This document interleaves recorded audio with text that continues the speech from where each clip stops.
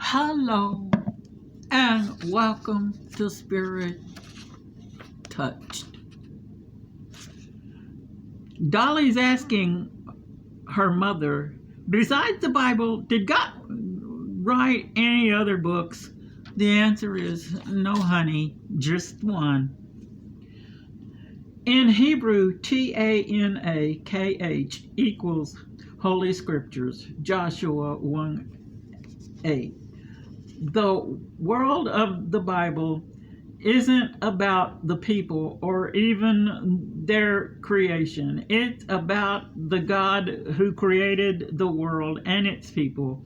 It has never been about us. It's always been about Him. And that's why we sing, not to us, but to God be the glory. Our view of the world isn't what matters. It's God's view that counts.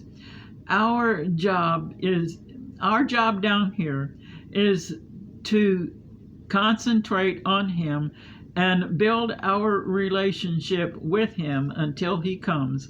The reason He made us is to enjoy Him. That's one way we give Him the glory. The world of the Bible is a meeting place. It's where we run smack into the God of creation. It's one of the places where He waits for us with open arms and ears.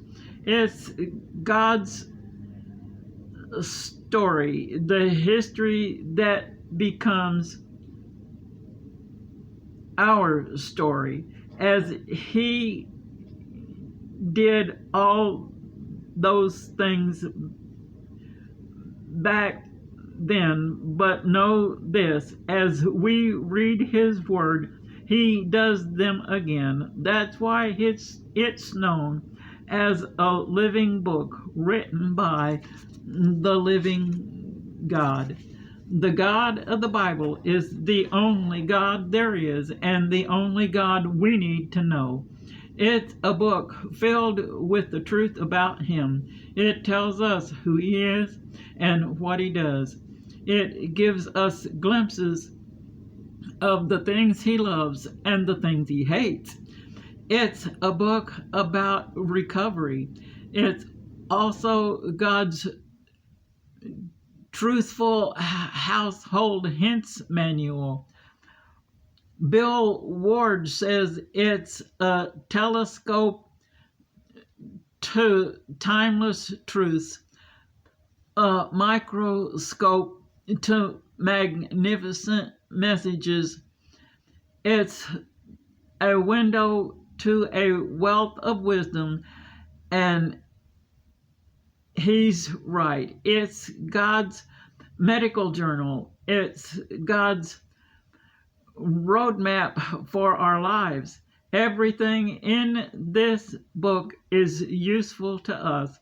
There are those who think the Bible needs to be rewritten, but because it's obsolete. The real truth is it just needs to be reread. It's filled with good news. That's faith news and not fake news. It's God's textbook for whatever we need. It's basic instructions before leaving Earth, says Mr. Cooper. It tells us the only way out of the wilderness is to worship our way out. Every time we read the Bible, God offers Himself to us once again. As we read it, He does what we are reading about all over again. He's still breaking people free from those chains of sin. That's why the Bible is a living book. There's no other book like it.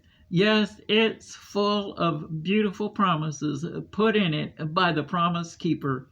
Most of all, it's a book of love written by the lover of our souls, which answers the question, who wrote the book of love?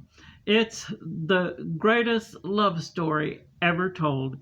When we soak in his word, then our squeezed living waters come out and into others. 1 Peter 3:16a and